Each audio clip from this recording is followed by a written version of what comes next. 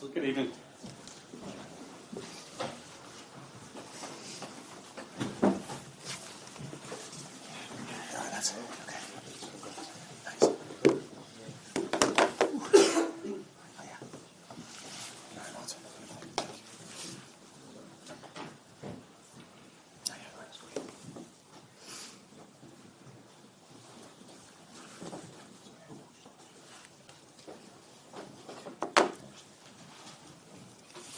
Scott, do you want to start us off? Yeah, you've had some very enjoyable evenings, I imagine, with Newcastle manager. That must be right up there, watching your side play like that at Old Trafford.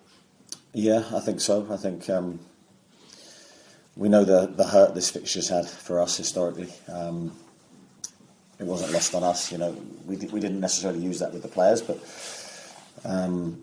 psychologically that was a big step forward for us today. I think we need to win games like this to achieve what we want on a regular basis. So sometimes you need to do it to believe you can do it, and I thought we managed the game really well. I thought we played really well in the first half, so I was delighted with the team.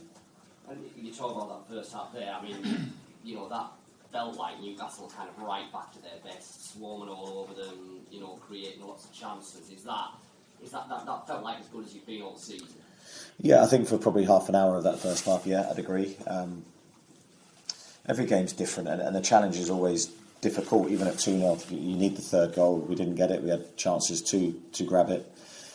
That second half's on a knife edge. If they score, the game can change quickly. So I thought we showed good maturity. I thought we didn't play to the heights that we did in the first half, but we were still effective and saw the game out well.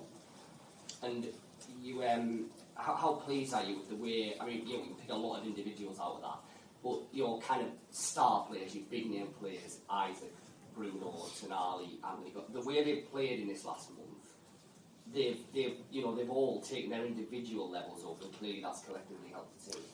Yeah, no, I'd agree with that, and I think we knew that the early season our form was patchy. We weren't at the levels that we know individually and collectively that we needed to be.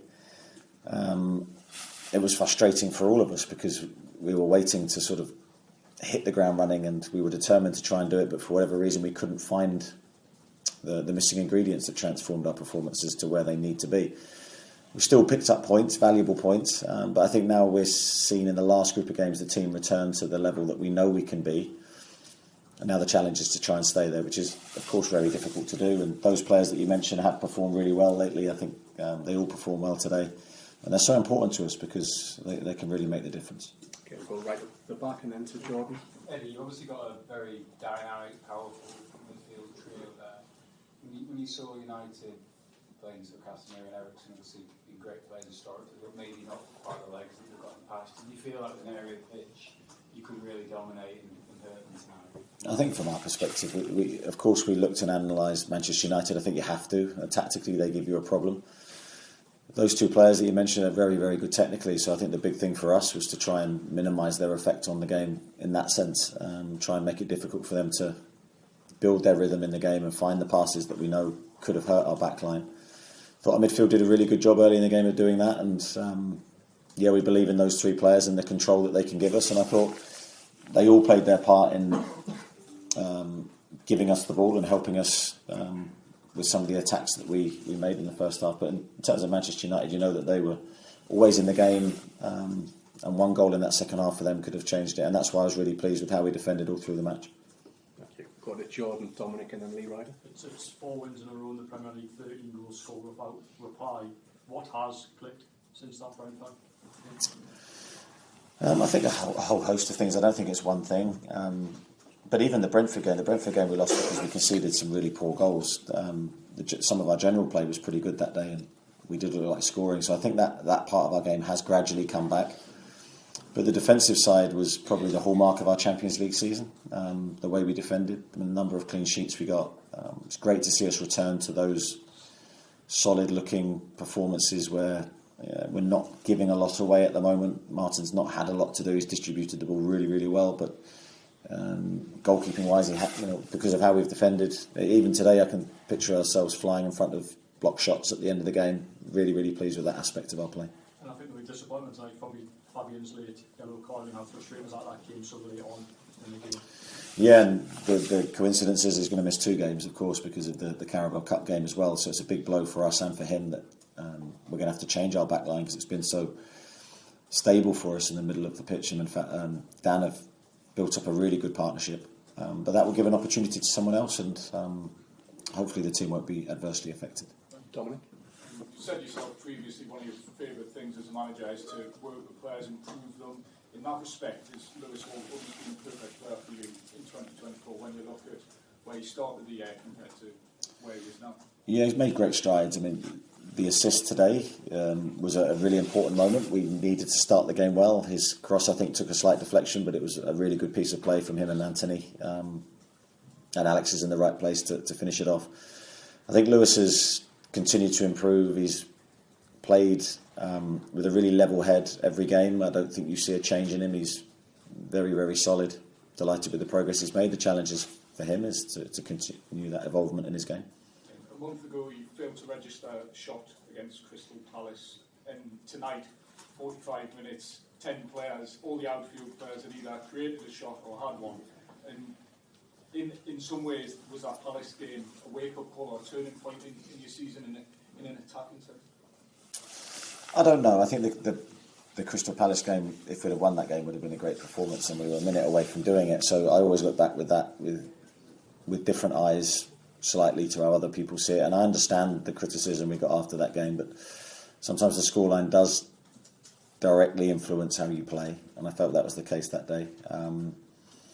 But I do think we've seen a big, steep upward curve since that game. I think we're looking like we're playing with a lot more freedom, a lot more expression, and that's great to see. Okay, we've got 3 more. We'll go Lee, Craig, and then Chris to finish, please. I think you talked before the game about how important the confidence was, but the good thing about the first goal seemed to be that there was an expectancy from your own players that you were going to have a good start, and you were determined to get off to a flyer. Yeah, I think we always had that intention. We had that intention early season, but for whatever reason we got in a nasty habit of conceding the first goal, and when you go away from home that makes your life twice as hard as, of course, the other way round, which we've done in recent weeks, where we've been the team, the aggressor, the team that scored the first goal, and it just lifts everybody. So really pleased with the start of the match. The first half an hour, as I say, was very, very good. We couldn't maintain that really in the manner that we had played early in the match, but I thought Manchester United made it difficult for us. And obviously it could have been more from the chances created. Is that the next sort of step for the team now to come away and get a really convincing win?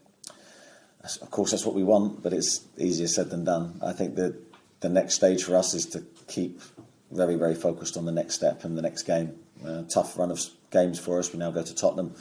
That won't be easy. And of course, then Arsenal's on the horizon in the Carabao Cup. So exciting games for us. Really great challenges. But we've started that period of away games in a great fashion. Just one on. Obviously, you mentioned that Fabian Schär is going to be missing now. How close is Sven Botman now for a return? Yeah, he's getting there. He's had a period of training which we knew he needed. He's had a little bit of illness in the last few days. Hopefully he'll get over that pretty quickly. And yeah, we have, I think, depth in the squad that can cover any absentee. And hopefully that's the case with Fabi. Thanks, Lee. Craig? Just quickly, continuation of that. Does Sven have any chance of filling that void with Fabian being out for 2 games? Yeah, Sven will be in and around, my thinking for sure, as well as a few other players. Emil Kraft won't make it back in time for the next game. But apart from that, we should have everyone available.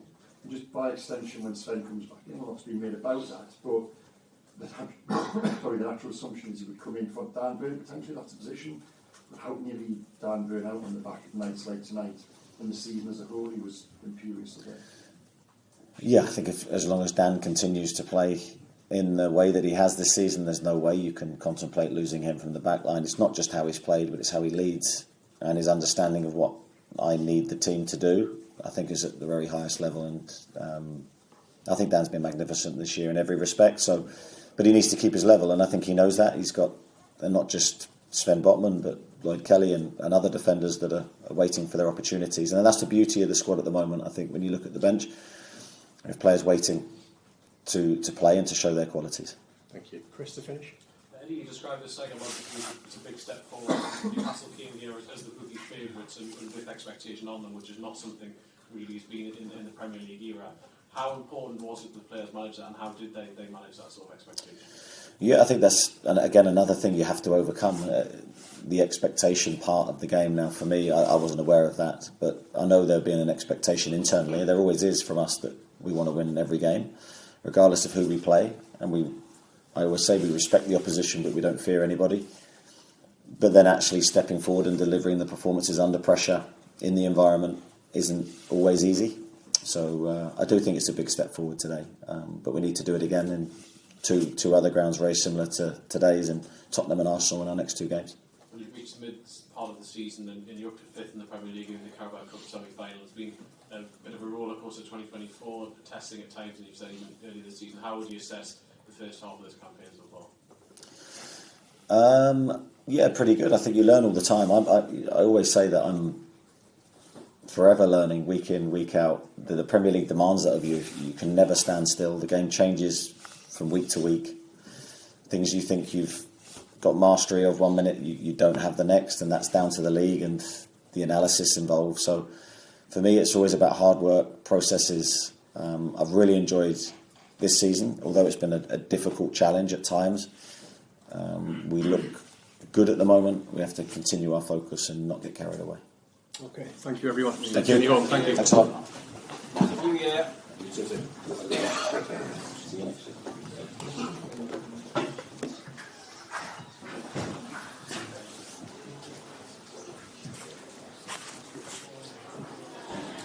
Hi guys.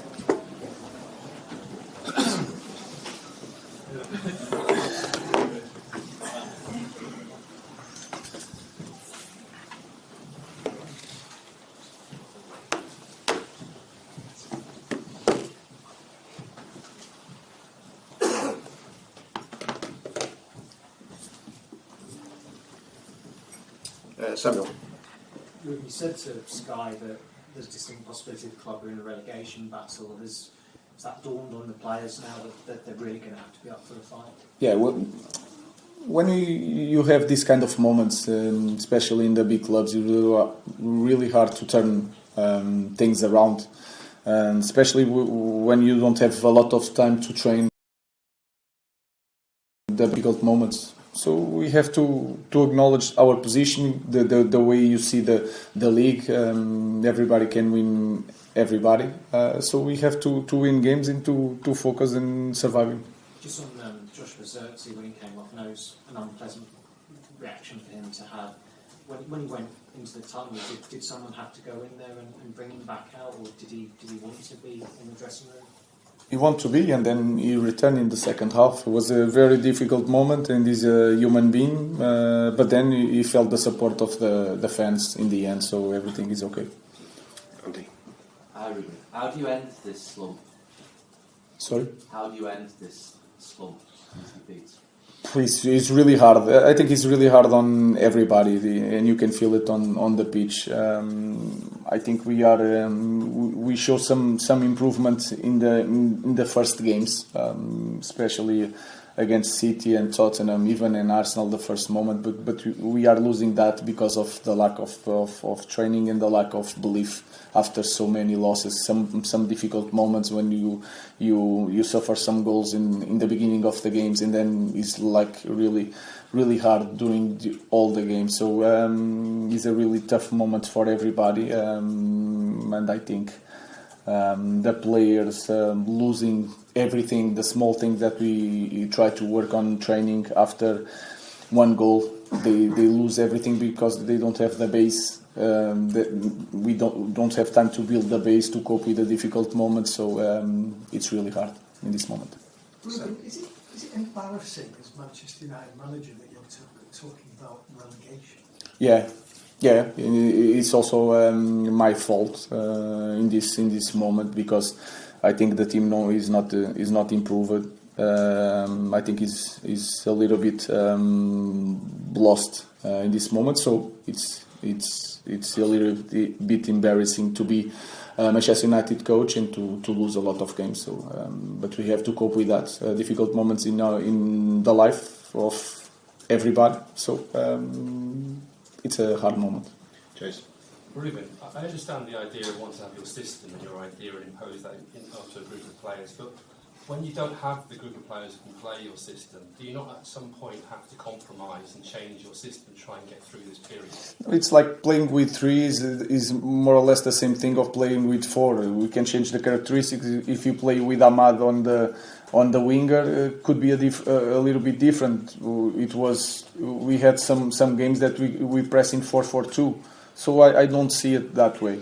Of course, the players are not. I didn't choose the players specifically for that position, but that I already knew. But I have to sell my idea. If I'm going to change all the time, it's going to be even worse. But I understand that they have a lot of difficulties because they spend 2 years playing one way and then they are playing another. And with a lot of losses, it's really tough on them, and they feel. You can feel it during the game. So even today, when we try to score and we are near to score, was more from them than the organization, So you can feel it, I can feel it, but I have to sell my idea. I don't have another one. Jamie. I think everyone respects why you're saying you have to sell the idea. You've got to have a vision. I think everyone respects that. But if you keep on losing, it's impossible to sell the idea. So then what? If I change the system completely, I don't know if I'm near to win. If I do that and continue to lose, then it's worse. So you don't know, I don't know, and I see the game in a different way. It doesn't matter if you are 3 with 5 or with 4. If you know the basics and if you can train that idea, I see the game in this way. So I understand what you are saying. But if I know for sure that changing everything is going to get us near to win games, I will do it. But could you not have said to them, this is going to be my idea for next season. We're going to have the summer, pre-season, we're going to have all that time to work on, which you obviously haven't had. But for the time being, we're going to maybe play a hybrid, sometimes 3-4-3, sometimes a system that you are comfortable with. Just to maybe accommodate the difficult situation you're in. When you have a change of coach, especially in this type of club, is because they are not winning, and they play specifically in the system they were bought for and choose perfectly for that system. So, in that moment, with the idea, with 2 years working in pre-seasons, they were losing. So I'm going to change for that system that I don't believe to change things to win games. It doesn't make sense. So I can understand your ideas. For me, it's more simple than that. What I think is that, of course, you can. If I think the players with the right profile for each position, it will be different. But I have to start now this moment because this team was already in problems. So I have to teach what I know, and that is my focus, and I believe on that. Laurie. Do you think you can make any additions in January to this, given the squad wasn't built with this kind of system in mind?